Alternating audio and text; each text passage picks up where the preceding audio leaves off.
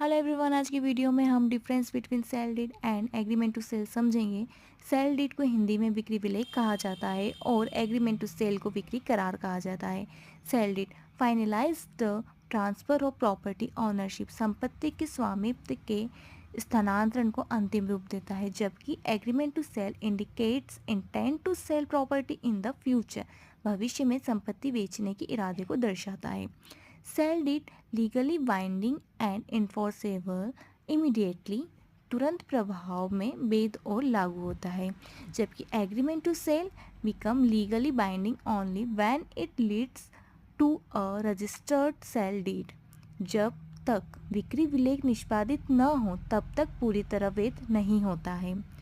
Sale deed registration mandatory, पंजीकरण अनिवार्य होता है। Agreement to sale not mandatory but advisable, पंजीकरण अनिवार्य नहीं लेकिन अनुशंसित है।